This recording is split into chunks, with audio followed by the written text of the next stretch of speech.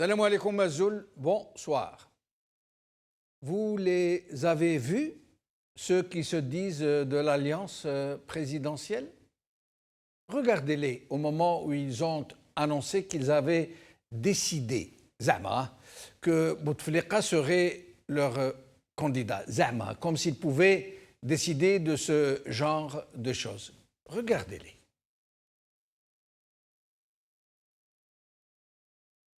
Vous seriez fier, vous, si vous étiez le président, d'avoir de tels alliés? Regardez-les encore, bien comme il faut, regardez-les. Ils ont une tête d'enterrement. Vous savez pourquoi? Vous savez pourquoi ils ont cette facha? Tout simplement parce qu'ils ont la trouille. Ils sont morts de peur. Parce qu'on les a envoyés au charbon. Vous savez pourquoi c'est à eux qu'on a demandé d'annoncer la nouvelle du 5e mandat?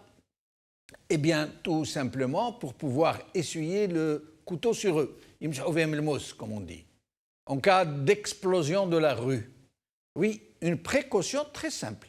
On envoie ces gens qui n'ont aucune réelle importance dans les équilibres du régime, on leur demande d'annoncer la couleur pour voir venir. Si les Algériens acceptent sans rechigner, comme d'hab, alors le reste suivra. Une annonce à grands frais de propagande, des comités de soutien en voiture, en voilà, et de pré-campagne faite avec tous les moyens de l'État où il ne manquera rien, sauf le candidat, bien sûr, qui ne sait même pas qu'il se présente, le malheureux. Et si, d'aventure, par on ne sait quel miracle, les Algériens descendent dans la rue pour dire leur colère, pour tout ce mépris qu'on leur porte, alors tout a été préparé pour les désavouer, ces gens, pour préciser que la déclaration de ces périphériques, parce que ce sont des périphériques, n'engage que leur propre personne, que le président n'a rien dit, et que c'est à lui seul de déclarer son intention de se représenter ou non. C'est pour ça qu'ils font cette tête. On va les revoir une fois.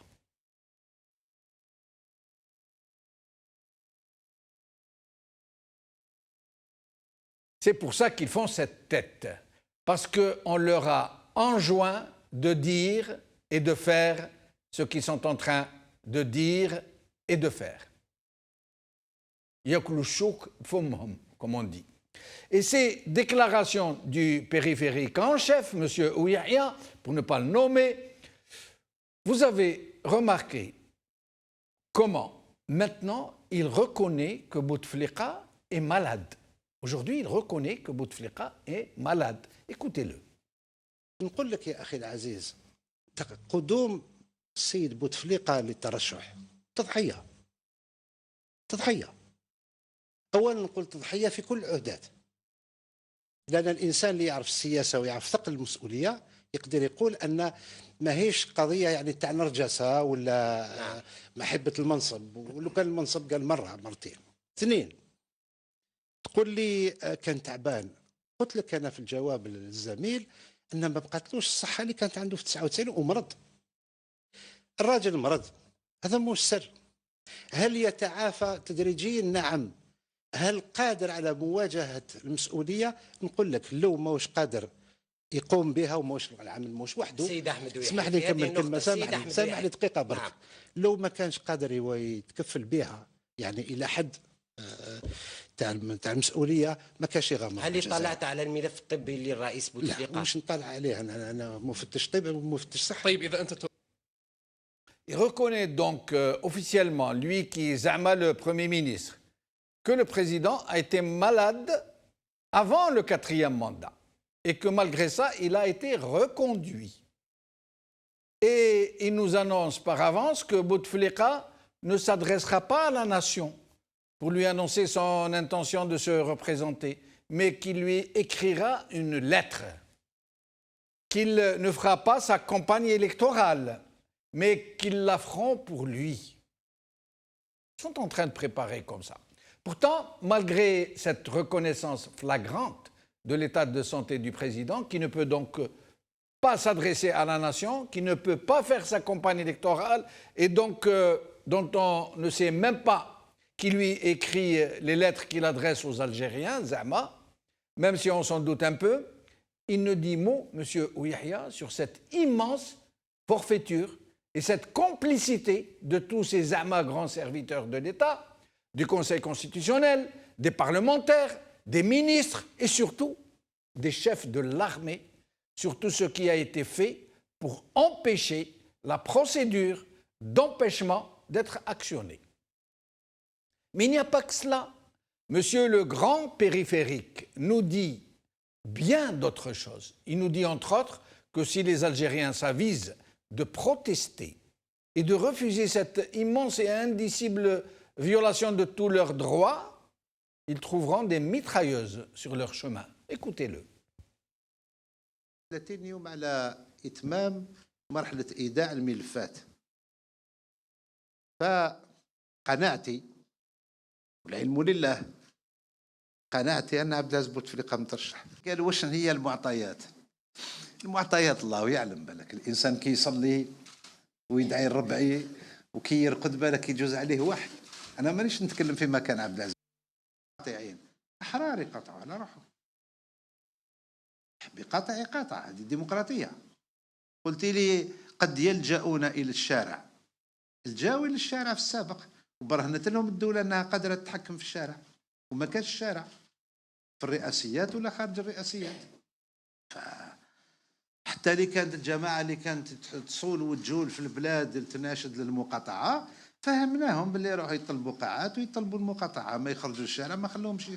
هذا نتكلم كسلطة ما خلوهمش يتحكموا في الشارع ولا يديروا فوضى في الشارع. شكرا.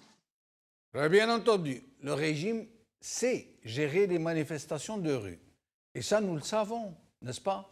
Que le régime sait, ô combien il sait gérer les manifestations qui le contestent, comme il l'a fait en 1988, avec des mitrailleuses lourdes et des tirs à hauteur de poitrine, avec tout l'arsenal ad hoc qui va avec torture, viol, exécution sommaire et autres joyeusetés. C'est cette menace qui nous agite sous le nez, monsieur le grand périphérique. Il est en train de nous dire, si vous occupez la rue, on vous tue.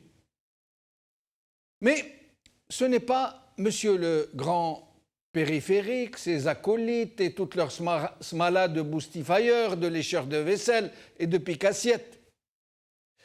C'est qu'ils ne disposeront pas de toute l'habituelle presse. C'est ça leur problème. De tous leurs intellectuels de service, de tous leurs éradicateurs, de leurs patriotes, de leurs familles qui avancent pour perpétrer à huis clos tous les carnages et toutes les manipulations dont ils ont le secret. Non, ça ne se passera pas. Ça ne se passera plus ainsi. Aujourd'hui, ils trouveront de véritables journalistes pour les démasquer et alerter les opinions publiques, nationales et internationales. Ils devront compter avec les réseaux sociaux habités de milliers de sentinelles vigilantes pour les montrer sous leur véritable jour. Et ils devront compter avec AMG Al-Magharibiya, qui ira dans chaque maison pour porter l'éveil, attiser les consciences assoupies et lancer l'alerte pour chaque cas de dépassement, pour chaque violation du droit, jusqu'à la libération totale du pays. Le seul problème du peuple algérien aujourd'hui, qui fait que ce régime continue de jouer sur du velours, est l'absence d'une véritable opposition. Une opposition forte, décidée, une opposition unie contre le pire, qui ne se laisse pas corrompre, qui ne se laisse pas intimider. Et c'est cela, notre sujet du jour. Où est l'opposition? L'opposition n'est-elle qu'un vain mot aujourd'hui? L'expression « Ali Guédiri s'accroche à sa rupture, le RCD s'achemine vers le boycott » par Asna Yacoub. Algérie patriotique, les ambassades occidentales à Alger sondent les partis à l'approche d'avril par Salim Fethi. TSA, Abdallah Djabala annonce des consultations avec Benfis, Guédiri, Makri et d'autres. Par Marlouf Meni. Algérie, pourquoi cette absence d'une opposition forte? C'est notre titre d'aujourd'hui. Et pour en parler, j'ai ici avec moi mon ami Idir Onoren, analyste politique. Merci Idir d'être avec nous. Bonsoir M. Bachino, bonsoir à tout le monde et merci pour l'invitation. Merci. Alors, depuis Alger, avec nous, Zoubida Assoul, avocate et présidente de l'UCP, membre fondatrice de Mouatana et son porte-parole. Badreddine Gerfa, depuis Alger, cadre du FIS. Alors, Idir Onoren, aujourd'hui, les gens sont en train de se rendre compte que finalement, en Algérie, il y a des choses de pure façade, des institutions de pure façade, une presse quasiment de pure façade, et surtout une opposition qui se dit opposition, mais qui n'en est pas une en fait. Tout à fait, ça de toutes les manières, ça, nous avons eu le loisir de le dire plusieurs fois sur le plateau, en parlant d'institutions, quand on voit une Cour des comptes qui est absente du débat et de faire son travail et d'informer les citoyens sur ce qu'elle est censée faire et ce qu'elle est censée produire comme contrôle a posteriori. Un CNES qui n'a pas donné de rapport depuis 3-4 ans, je parle des institutions qui animent de la société à la limite pour le CNES, qui animent les politiques, qui orientent et qui donnent un cap. On n'a pas de rapport de conjoncture du CNES et d'autres institutions aussi. Il faut aussi parler d'une presse qui ne s'est pas encore déterminée, qui ne s'est pas encore déterminée. Et j'ai eu souvent à le dire sur le plateau, qu'est-ce qui empêcherait les belles plumes algériennes ou des journaux algériens, les directeurs de publication, de se réunir et de poser problème, de dire où est-ce qu'on va? C'est des citoyens déjà, ils ont un outil derrière. Mais est-ce qu'ils ont entamé leur rupture? Je ne parle même pas ce qu'on pourrait appeler des conditions d'éligibilité à la publicité, etc., comme à l'époque de l'ADEP. Indépendamment, maintenant, il y a un problème des politiques.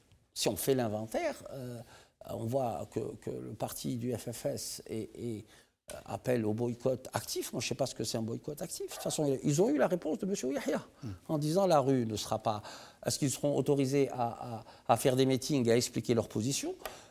Je crois que ces 2 dernières années, ou depuis le décès de M. Hossein Etam, ils ont tellement de problèmes organiques internes, et puis ça les facilite. Ça leur facilite les choses de dire je vais au boycott. Parce qu'ils n'ont pas construit un programme alternatif. Ils n'ont pas su, disons, pas fabriquer, mais disons, mettre en avant une personnalité politique crédible qui pourrait représenter leur courant d'idées. On ne peut pas dire qu'à un moment de l'histoire, le FFS n'avait pas une bonne lecture du système algérien. Mais son manque d'audace à pouvoir entrevoir des stratégies d'alliance qui auraient pu faire avancer les choses ne s'est pas produite. Mais comment expliquez-vous que même les partis qui avaient un temps soit peu d'influence sur la société algérienne, qui ont fait leurs preuves en termes de mobilisation, comme le FFS par exemple, comme le FIS. Bon, le FIS, il a été laminé, mis de côté, passé à la trappe. Le FFS, par exemple... L'affaire classée, de toute façon. Voilà. Le FFS qui réussissait à faire des manifestations, nous dit-on, de 500 000 à 1 million de personnes. C'est arrivé. Et qui, par la suite, a été, pour utiliser son propre terme, invité à la mangeoire où il s'est rendu gaillardement et en courant quasiment, avec un grand enthousiasme, en tout cas. Pour dire les choses.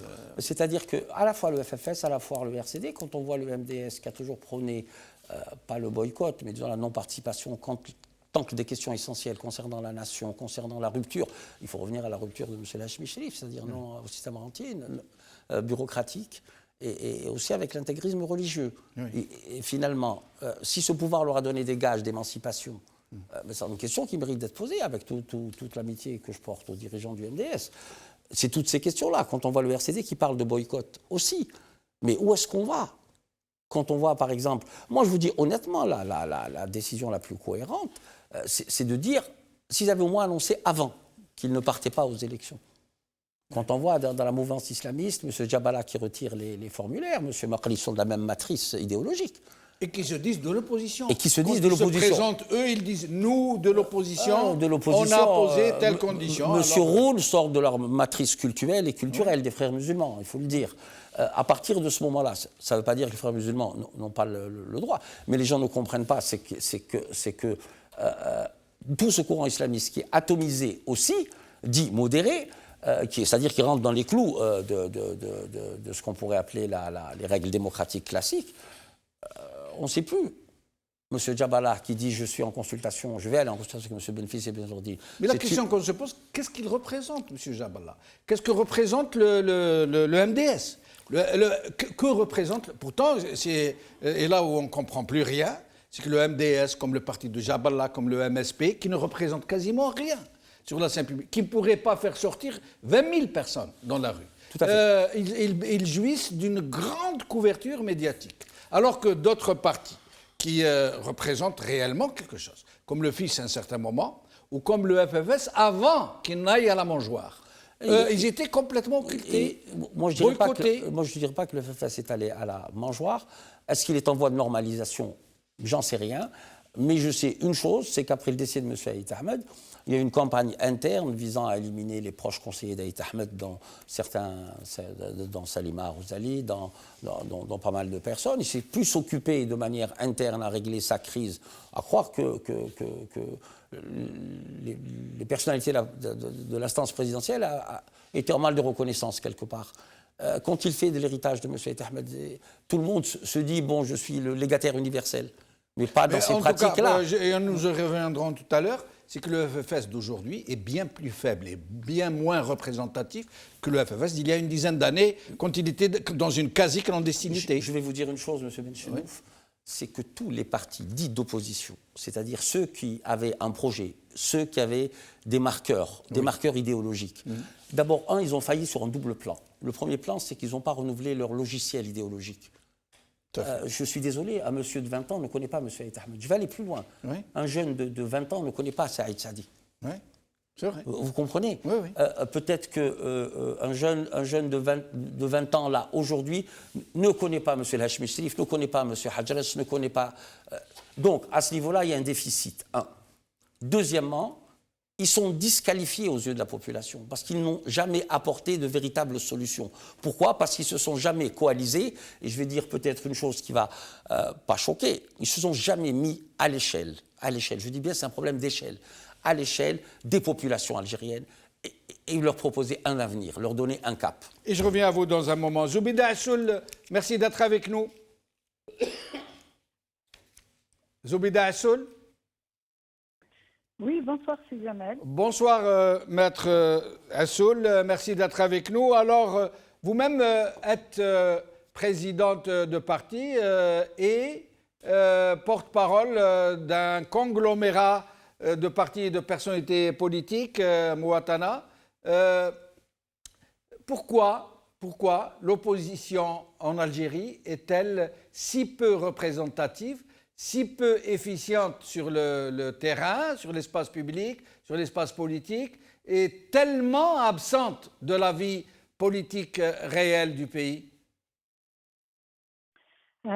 Encore merci pour votre invitation, c'est Jamel, et je salue Noran et votre invité aussi à partir d'Alger.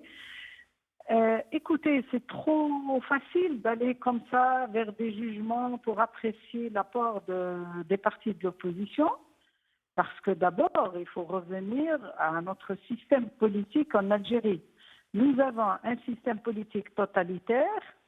C'est un système qui n'accepte pas d'abord le débat contradictoire, qui n'accepte pas la démocratie, parce que qui dit démocratie dit ouvrir le champ du débat démocratique, laisser les partis politiques exposer leurs alternatives politiques respectives et surtout laisser les partis politiques exercer la pratique politique sur le terrain avec nos concitoyens. Donc, ces trois éléments n'existent pas avec ce pouvoir. Nous avons, depuis l'avènement du multipartisme à partir de l'amendement de la Constitution de 89, nous avons une ouverture ou une démocratie de façade. Il y a eu l'agrément de plusieurs partis politiques sur deux étapes. La première étape, c'était en 89 et 90. Donc, 15 personnes pouvaient constituer un parti politique.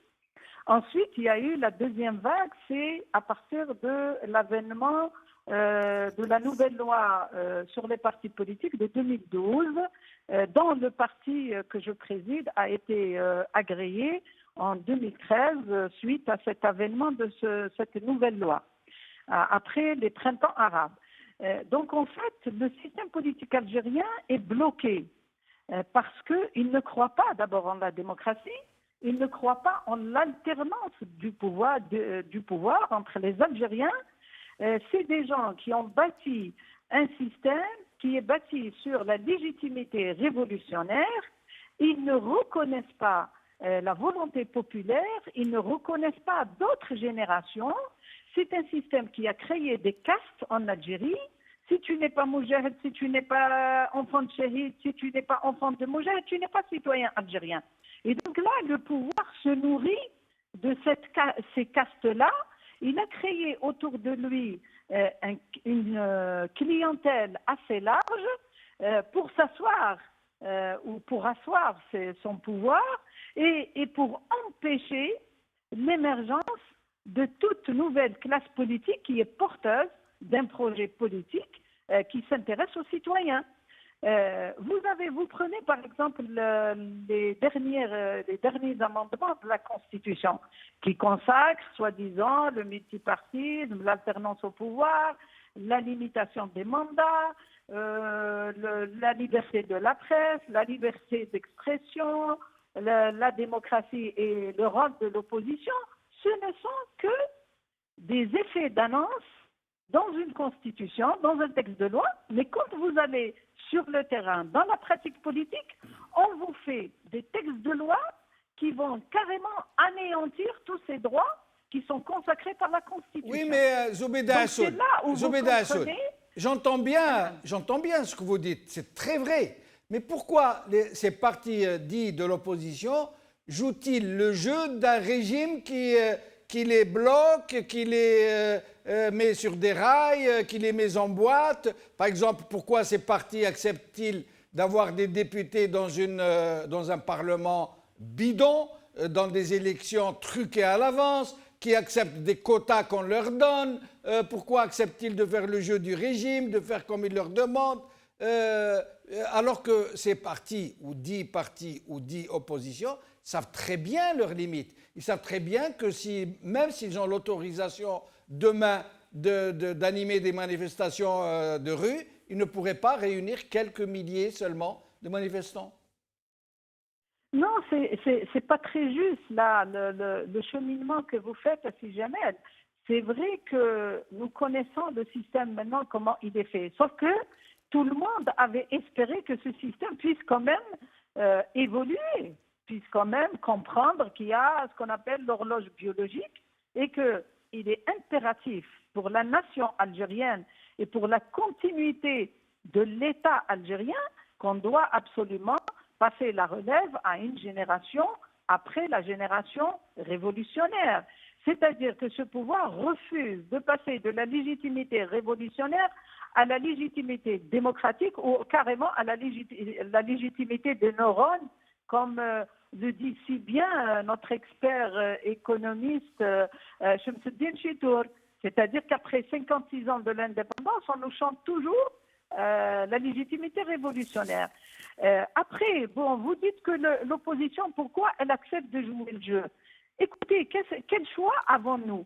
Ou bien on va tous arrêter et nous dire ce pouvoir-là, qadarun mahtoum, et donc on peut rien, et donc on le laisse faire et on le regarde, ou alors quand même qu'on accepte d'aller l'affronter, mais essayer de conquérir petit à petit, même par miettes, quelques avancées démocratiques, quelques espaces démocratiques, c'est ça le prix pour la démocratie. Vous avez un parti, par exemple, politique qui est le plus ancien parti politique de l'opposition, le FFS. On ne peut pas dire que le FFS n'est pas un parti de l'opposition, parce qu'il a commencé très tôt et avant même l'avènement du Moi, je dirais qu'il a été un parti de l'opposition. Pardonnez-moi de le dire comme ça. Et beaucoup d'Algériens Non, et beaucoup de militants du FFS disent la même chose, que le FFS a été un parti d'opposition.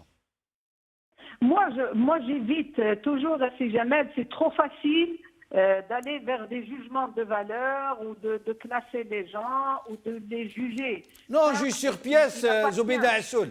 On juge sur pièce. C'est comme quand vous dites, par exemple, la légitimité révolutionnaire doit finir parce que la place aux jeunes. Mais vous savez très bien que ceux qui ont confisqué la légitimité révolutionnaire ne l'avaient pas. C'était des embusqués, c'est des gens qui ont pris Tout à le fait. pouvoir à la Tout à suite fait. d'un coup d'État. Ils l'ont pris à ceux qui avaient la vraie légitimité révolutionnaire. Qu'est-ce qui vous empêche, vous, aujourd'hui, qui vous dites de l'opposition, de tout faire pour conquérir le pouvoir et ne pas attendre qu'on vous l'offre sur un plateau d'argent? Mais de toutes les manières, ce pouvoir, il est très loin d'offrir le pouvoir, si jamais, quand même. Sinon, on l'aurait déjà su et on l'aurait déjà eu. Non. Ce Il pouvoir, offre des miettes. système- Il offre des miettes Non. en Non, échange non. d'une Il soumission plus ou moins factice, plus ou moins vraie. Non, écoutez, parfois il y a des pressions de l'intérieur, il y a quand même beaucoup de gens qui ont milité, qui continuent à militer, qui croient en la démocratie, qui militent justement pour les libertés, qui militent pour la démocratie, pour l'état de droit. Sauf que vous êtes en face quand même, vous avez une machine de répression terrible.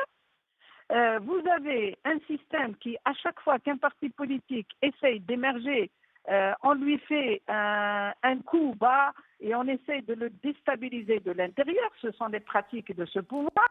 En plus, maintenant, il utilise, et vous avez bien fait de faire passer les déclarations du Premier ministre, qui est à la fois qui jongle entre deux casquettes, sa casquette de chef de parti de l'administration, mais aussi de sa casquette de Premier ministre, et qui souvent utilisent l'une et l'autre pour essayer de menacer les Algériens, tantôt par la répression, tantôt par vous ne pouvez rien faire, alors qu'il sait parfaitement que la situation actuelle, nous avons un système en face de nous qui utilise la répression, qui utilise la prison pour emprisonner des journalistes, des activistes, des blogueurs,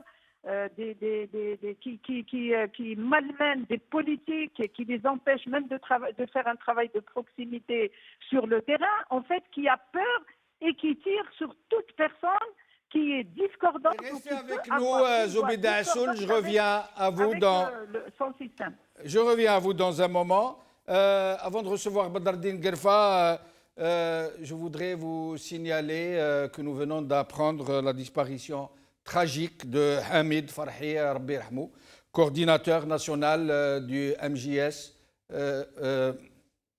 du MDS, pardon.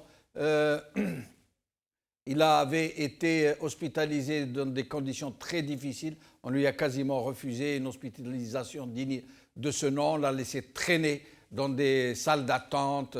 La lumière reste à faire sur ce décès. Rabbi Rahmou. Badardine Gerfa, merci d'être avec nous. C'est moi qui vous remercie, Jamal. Badardine Gerfa, à un certain moment, dans les années 90, le FIS et le FFS étaient de vrais partis d'une vraie opposition. Ils arrivaient à mobiliser des centaines de millions de manifestants dans la rue de façon très organisée, très mobilisée, très dynamique. Puis il y a eu ce qu'il y a eu. Il n'y a pas longtemps, au décès de notre ami et cher, j'allais dire, contributeur d'El Magharibi Msaoud Ouziala, le professeur Msaoud Ouziala, j'avais vu des images lors de ses obsèques à Alger. J'ai été très étonné, un peu surpris même, qu'aux funérailles, il n'y avait que des têtes blanches. Il n'y avait que des cheveux blancs. Il n'y avait quasiment pas de jeunes. Est-ce que le fils... parce que, comme le disait tout à l'heure Idir Nouren, un jeune de 20 ans aujourd'hui ne connaît ni le RCD, ni le FFS, ni le fils. Est-ce que vous avez perdu tout contact avec la jeunesse algérienne aujourd'hui? Est-ce que si demain vous réinvestissez sur la scène politique, il va vous falloir tout reconstruire? Est-ce que vous n'avez plus de militants? Barakallahu fik, Si Jamal. Je salue vos deux invités. Merci. Premièrement, Habit Nibdab, quelques paroles à Hussein Ahmed Rahimahullah, que tout le monde connaît. Le maqal, je préfère être maire, chef d'APC d'une petite municipalité qu'un chef d'État désigné lorsqu'il a refusé d'être chef d'État après le coup d'État meurtrier de 1992. Oui. La question qui se pose, si Jamal, avant de parler du fils, j'ai suivi un petit peu le début des débats et j'ai noté ce que vous avez dit, c'est que l'opposition accepte de jouer le jeu avec ce régime Nidam dictatorial. Oui. Oui. Ce qu'on appelle l'opposition, malheureusement, il y a un leurre kbir. Elle me trouve des élections, puis il y a des quotas, place à député, etc., etc. Mieux que ça, beaucoup de nos politiques ont accepté d'être dans des institutions بين قوسين. ما كاينش حتى des élections شكليا telles que le conseil consultatif qu'a créé la junte militaire après le coup d'état de 92 ou le المجلس الانتقالي كذلك. Donc la question qui se pose, est-ce que toute ce panel d'hommes politiques et de femmes politiques et de partis, elles لنا المياه كلفة تاعنا وقلنا maintenant, alors soyons sérieux, le بلاد راحت, soyons sérieux, les signaux كلهم راهم حمر, soyons sérieux maintenant. Je suis du fils. On dit que le régime il est illégitime, tout le monde le dit. Mais est-ce que le fils تنحى بالدبابة ولا تنحى par محكمة légale où il y a un pouvoir judiciaire حقيقي الحكومة ما عندهاش ولا les généraux ما عندهمش دخل في la justice. Maintenant, le fils Khouya Jamal, je vous assure que les jeunes de 20 ans, de 21 ans, le fils, peut-être qu'ils n'ont pas une idée, peut-être qu'ils ont une bonne idée, une mauvaise idée. Mais j'ai fait cette expérience avec la multitude de partis, la plupart كاع الناس ما يعرفوهاش. ما يعرفوش حتى اسمها. الآن, c'est vrai, comme le dit votre invité, Zoubida Assoul, que je salue au passage, c'est un système fermé, bloqué, c'est vrai. Mais je rappelle à Madame Zoubida Assoul que d'autres militants, soit des berbéristes, ou des bembélistes, ou des islamistes, ou comme le disent certains, des intégristes, ou ils sont passés par la Cour de sûreté de l'État de Médéa. Ils se sont sacrifiés. Ce peuple-là, cette jeunesse, qui va au charbon. On peut pas, nous sommes des politiques, on le prend sur les plateaux de télévision ou là sur le bayanet. Donc le fils de Jamal, il est toujours là. Pour nous, c'est un parti légal, où un programme qui a été légitimé par le peuple algérien, plusieurs fois, et la jeunesse, elle est là. La jeunesse... C'est Badreddin Guerfa. Force est de constater aujourd'hui, de façon claire, sans essayer d'enjoliver les mots, que l'opposition, il n'y a pas d'opposition. Les partis qui sont là sont des partis qui sont généralement à la mangeoire, au râtelier, ou alors qui sont occultés, qui sont oblitérés, qu'on empêche de s'exprimer, qu'on réprime. Et d'un autre côté, ceux qui ont été une opposition, comme le FFS ou le FIS, ont été réduits. Le FFS, finalement, il a accepté d'aller au râtelier. puisqu'il a des députés dans les institutions issues de la fraude, et le fils, force est de constater qu'il n'existe plus sur le terrain. La question qui se pose, il n'existe plus sur le terrain. C'est le mandat, il n'existe plus sur le terrain. Oui, il n'existe plus. Non, moi je vous dis qu'il existe. De façon effective.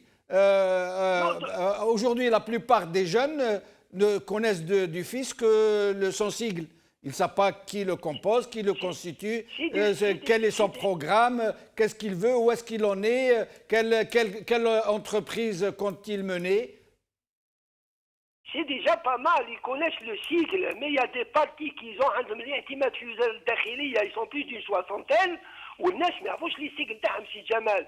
Il faut pas, شوف le fils هذا هو c'est un parti عنده قضية. Il a pris en charge les aspirations du peuple algérien à un moment donné où il s'est sacrifié, beaucoup de gens ou ماتوا دخلوا الحباس تشردوا des compétences par centaines et par milliers تشردوا في الخارج ماتوا تعذبوا. Et aujourd'hui, Badr Din Guerfa, aujourd'hui, devant de telles échéances, à une période aussi cruciale, devant ces élections présidentielles qui se profilent et qui vont s'avérer, j'allais dire, périlleuses, peut-être mortelles pour le pays. Qu'est-ce que vous comptez entreprendre comme action politique? Maintenant, le fils va avoir la position officielle, soyez-en sûrs. Mais Anna, personnellement, dit, j'invite, il y a surtout les partis qui ont fait, je salue d'ailleurs l'évolution dans le khitab, le RCD, quand je vois Mohsen Belabbas, ce qu'il, وش يقدم للشعب الجزائري, vraiment, ça me fait énormément plaisir en tant qu'Algérien. Nous sommes des islamistes, c'est des laïcs, mais n'empêche, on voit qu'il y a une évolution, il n'y a plus ce rejet, c'est formidable. Donc, j'invite ces partis qui ont une base.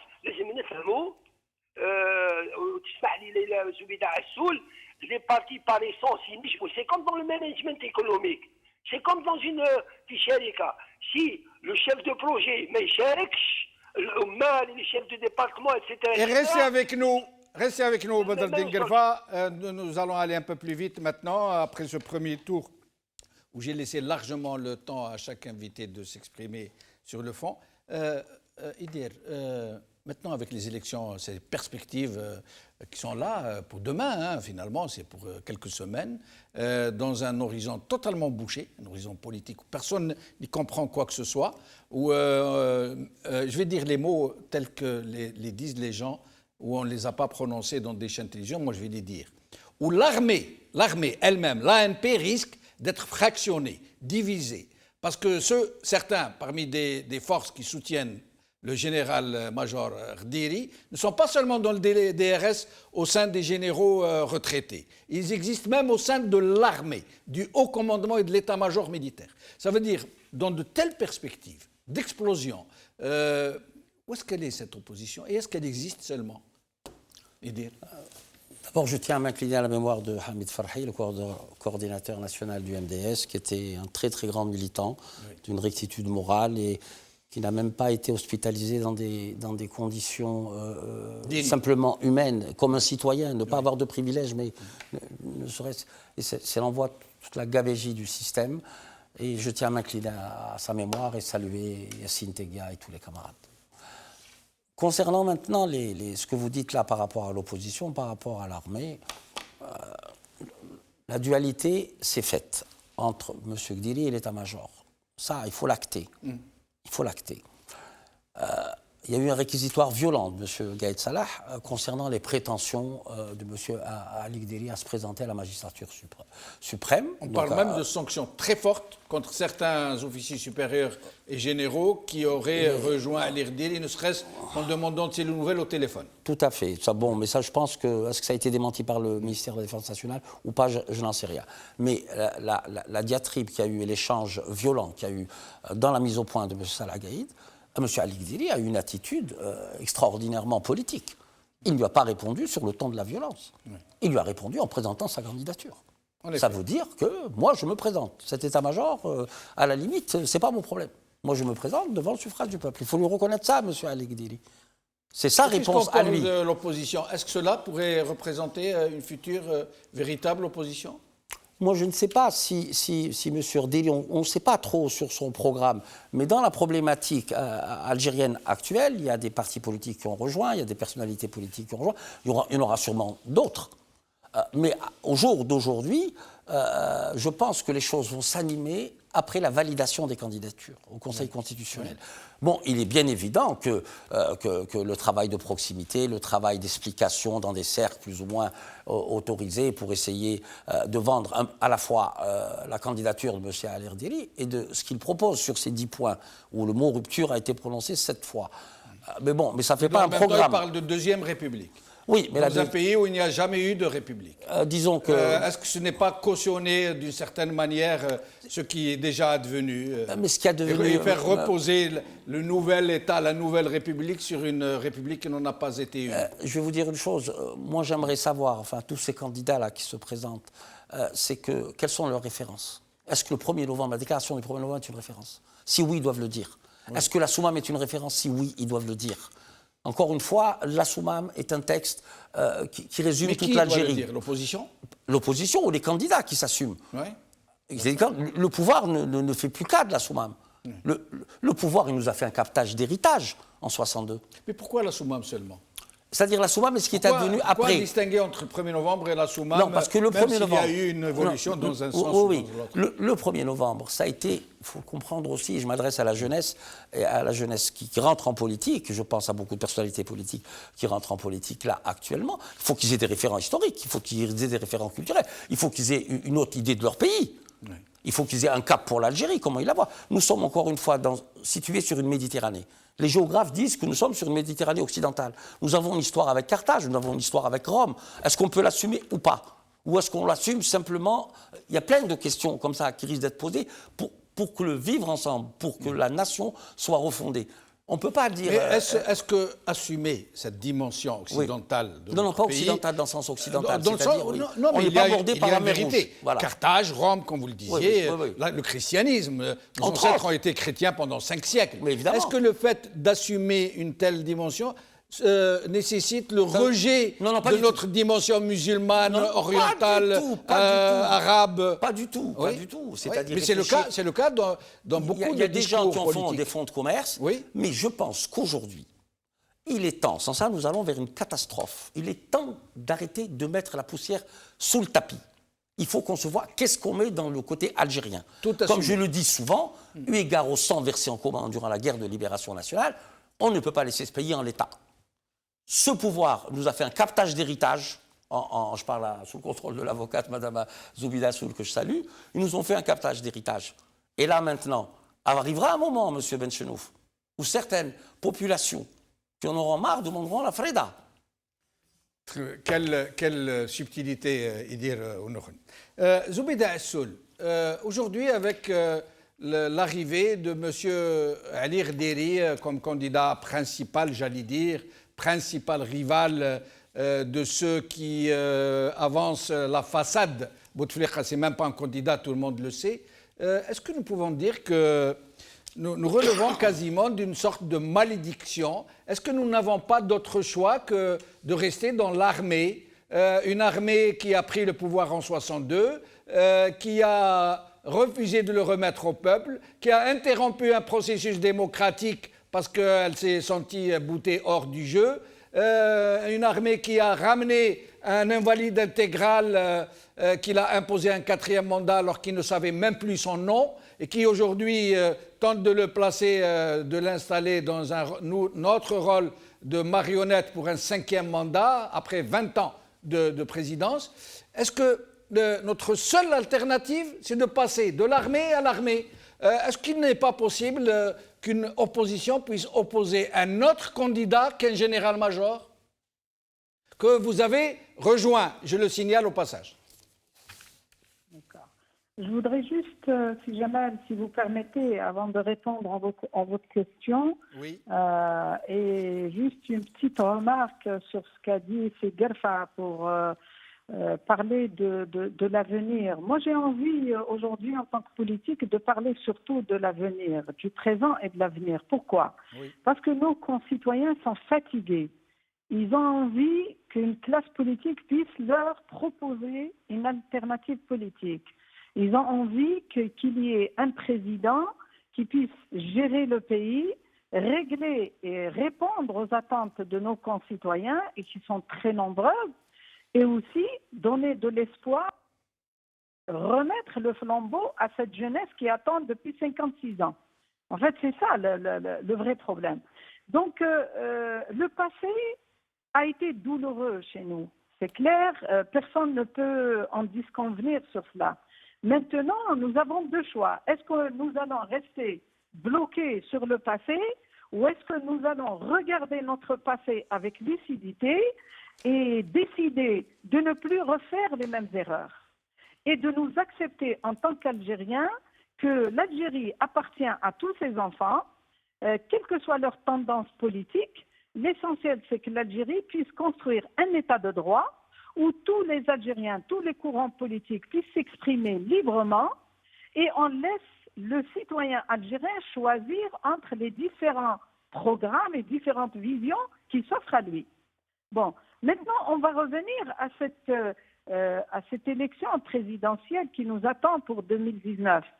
C'est vrai que les conditions actuelles, surtout après 20 ans de règne du président et de tous les partis qui l'ont soutenu, a été un désastre pour le pays. Parce que, quand même, il y a eu beaucoup de régressions. Et tout à l'heure, M. Gerfa le disait si bien, c'est que les années 90, avec l'ouverture, eh bien, il y avait plus de démocratie que maintenant. Il y avait plus de liberté que maintenant. Il y avait plus de débats contradictoires, y compris sur les chaînes publiques algériennes. Aujourd'hui, l'opposition est interdite non seulement des chaînes publiques, mais même des chaînes qui se disent privées et qui sont de droit étranger, qui ne sont même pas de droit algérien. Pourquoi? Parce que le pouvoir en a décidé ainsi. Bon, maintenant, effectivement, nous avons une situation chaotique. Il va falloir, en tant que citoyen d'abord, et puis en tant que politique, d'être lucide et de dire, avec cette catastrophe, ce blocage depuis 20 ans, ce désastre économique, politique, social et surtout moral dans notre société, est-ce qu'il y a lieu d'aller chercher à présenter une nouvelle figure en dehors du système, ou alors aller vers une figure qui peut émaner du système politique ou institutionnel surtout de l'Algérie, notamment puisqu'on parle de la candidature de M. Ali Erderi, mais sauf que il va falloir quand même distinguer. L'armée, quand on parle de l'armée en tant qu'institution, elle a toujours le respect et la considération des Algériens. Maintenant, les dirigeants de l'armée qui ont participé et qui ont une responsabilité dans la situation que nous vivons actuellement et qu'on a vécue depuis fort longtemps. Donc elle a une responsabilité parce qu'elle a toujours choisi, les dirigeants de l'armée ont choisi les chefs de l'État sans se soucier de l'avis du citoyen. Le citoyen n'a jamais été partie prenante, mais qu'elle veut continuer, les dirigeants veulent continuer à imposer leur dictat sur les citoyens et de dire c'est toujours l'armée qui doit cautionner le chef de l'État. On a au moins aujourd'hui une preuve que Ali Erderi n'est pas le candidat des dirigeants de l'armée. Oui, mais Zoubida Assoul, excusez-moi de vous presser un peu, parce qu'il ne reste plus beaucoup de temps, qu'ils doivent donner la parole à notre ami Badreddine Gerfa. Vous ne pouvez pas nier que M. Ali Erderi est un général-major, qu'il est surtout soutenu par des généraux à la retraite et des centaines d'officiers supérieurs qui ont été mis à la retraite, mais aussi par des généraux en exercice, qui sont en fonction. Donc ça reste entre de l'armée à l'armée. Est-ce qu'il n'y a pas d'autre possibilité de faire émerger une autre opposition que celle de l'armée contre l'armée? Moi, j'ai envie surtout de dire, est-ce que Ali Erderi, quand il était à l'armée, est-ce qu'il était le chef d'état-major? Non. Donc il ne décidait pas. est-ce que tout général-major qui est passé par l'institution de l'armée, est-ce qu'il est considéré comme quelqu'un qui a des responsabilités directes sur la situation du pays? Maintenant, aussi sur la personne, est-ce qu'aujourd'hui, dans l'armée, on peut dire qu'il y a dans l'armée des généraux qui sont honnêtes, qui sont propres, qui aiment l'Algérie? Personne ne dit le contraire. Personne ne dit le contraire. Sauf qu'ils n'ont rien fait pour arrêter le massacre. C'est tout. Oui, ils n'ont rien fait parce qu'ils n'étaient pas dans une position et dans des postes décisionnels qui pouvaient changer la donne. N'est-ce pas? Zoubida Assoul, je vais être obligé de vous interrompre, malheureusement, mais je vous envoie une invitation publique au candidat Ali Rdiri, si tant est qu'il veut venir chez nous, marhaba bih, pour pouvoir en parler, et vous avec lui, bien sûr, et Maître Khranait Larbi aussi. Merci beaucoup, je suis obligé de vous interrompre, merci. Badr Dingerva, finalement, est-ce que ça va continuer comme ça, une opposition de pure forme, comme un parlement de pure forme, un Sénat de pure forme, une presse de pure forme, tout en façade, sauf la mafiocratie qui est vraie, qui est bien réelle, qui est là, qui a mis le grappin sur le pays. Est-ce qu'il faut rester comme ça ou est-ce qu'il faut passer à autre chose? Je crois qu'il faut passer à autre chose. Ce cinéma, malheureusement, c'est un cinéma, c'est basta. Basta. Le peuple algérien n'est pas dupe, je l'ai dit mille et une fois, je le redis. La jeunesse, j'étais dans un cabinet médical, il y avait trois il y avait un jeune de 20 ans, ça a commencé à discuter, laissez les jeunes parler, laissez-le parler, les gars qui souffrent. Eh bien, je vous assure, كان في واحد المستوى تاع الوعي قال يونا مار كرهنا من هذا النظام كرهنا من الحزاب كرهنا من كل شيء. On n'a rien dans ce pays. Chouf, bravo pour Zoubida Assoul quand elle parle du passé, il ne faut pas maintenant l'avenir ou le présent. Oui, d'accord. Mais est-ce que ce passé, ندوروه بركة ولا الشعب لازم يعرفوا؟ الشعب لازم يعرفوا pour ne plus revenir. Pour ne plus revenir, on dit الذي أصاب والذي أخطأ, puis on passe. Parce que ça appartient à qui? Qu'est-ce qui passe? Non, c'est le peuple, c'est pas Badr Din Guelfa, ni Zoubida Assoul, ni Saïd Saadi. C'est le peuple, c'est son pays, c'est son présent, c'est son avenir. Maintenant, Kinado Al-Irdiri, oui, il parle de rupture, 7 fois de rupture. Mais qu'est-ce qu'il a fait en 99? J'ai lu sa déclaration, en 99, mais il fallait démissionner, M. Rdiri. Il ne fallait pas attendre la général-major. Moi, j'ai un tas d'amis, des officiers supérieurs de l'armée, à l'ENITA à Alger. J'ai commencé mes études à l'ENITA. La plupart me fait tous colonel. 2 ou 3 se fait tous généraux, pas général-major. Donc la question se pose. Et puis, pour être... Puis, كاين مسلمات كان البلاد لازم يكون فيها بريزيدون. Laissons le peuple décider. واش يحب ريجيم بارلمونتير، يحب ريجيم سيمي بريزيدونسيال، يحب ريجيم بريزيدونسياليست. خليو الشعب هذا يقرر في نفسه. الان هذه الاحزاب والشخصيات السياسيه المليحه واللي مش مليحه. انا جو vous invite, c'est pas le Maghrébia qui vous invite. Moi je vous invite à un congrès sans le pouvoir mafieux, sans هذا الناس اللي يدمروا البلاد. نقعدوا ensemble. Si Zoubida Assoul, est-ce qu'elle est prête تقعد مع le fils en tant qu'entité politique حقيقية تقعد؟ Il y a un petit défi, mais معليش, c'est ça la politique.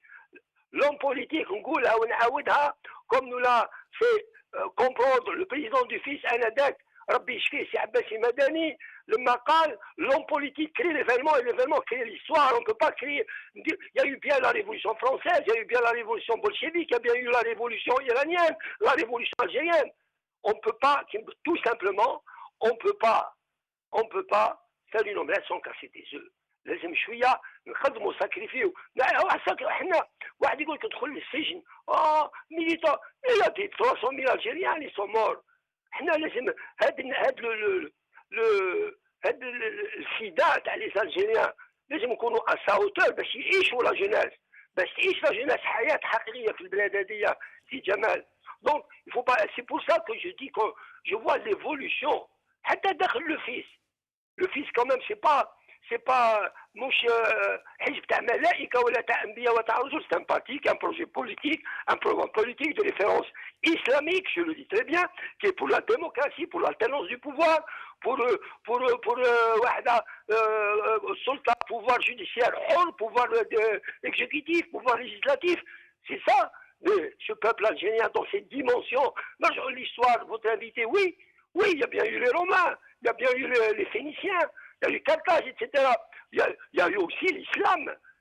Ce peuple est profondément musulman. نعيشوا مع الشعب تلقاه يضرب يسمعوا لي les téléspectateurs يضرب une canette تاع بيرة بصح c'est un musulman. الناس تاع الدين عايشة في دينها. On ne peut pas être la France, ni l'Italie, ni l'Espagne. Et je suis obligé de vous interrompre, Badr Din Guerfa, excusez-moi. Une minute, c'est Jamal. Oui. Si on veut vraiment l'istiqrar في البلاد والاستقرار في la mer Méditerranée, si on veut travailler avec l'Europe et travailler avec l'Afrique, لازم احنا d'abord on travaille ensemble. Est-ce que ces partis, est-ce que هاد الأحزاب والشخصيات مستعدين يخدموا مش كلام ديريكت تخدم مع الفيس ما تخدمش تكون مع الشعب ولا تكون مع la mafia. Et merci Badr Din Guerfa. Et dire au nom en moins d'une minute, on ne devrait pas changer de nom. Au lieu de dire opposition, on ne pourrait pas dire autre chose, puisque ce n'est pas de l'opposition. Ce n'est pas d'opposition, certainement, mais le système en lui-même, le vrai pouvoir en lui-même, a refusé d'émanciper toute cette jeune formation politique qui doivent, pour moi, entamer une rupture. Moi, je voudrais revenir sur Mme Zoubida Assoul en disant le passé. On ne peut pas construire si on ne connaît pas notre passé. Monsieur Jamel Bechnouf, chacun s'accorde à dire depuis 1962. Le pouvoir militaire a commencé bien avant, Madame Assoul. Si on avait respecté les résolutions d'Assouma, nous n'en serons pas là. Mais quelles sont nos références idéologiques, politiques, culturelles et comment refonder la nation d'abord? C'est une question qui est éminemment politique. Ça, c'est le premier élément. Quant à M. Guelfa, j'ai eu à vous le dire la dernière fois sans vous offenser. Quand je vous écoute, j'ai l'impression que vous nous faites un meeting. Moi, à mon sens, il y a des partis islamistes agréés dans le pays, dont le MSP, dont le parti de Jaballah, dont. Maintenant que vous parlez en tant qu'ancien cadre du FIS, j'ai pas de souci. Mais en faire un public reportage, excusez-moi, ça me gêne un peu. Excusez-moi, je suis profondément démocrate. Et là, je suis obligé de vous interrompre. Très bien. Merci, Edir Onoren. Merci, Zoubida Assoul. Merci, Badr Din Guerfa. Et merci à vous, chers amis, de nous avoir suivis. Bqa ala khair, b'slama.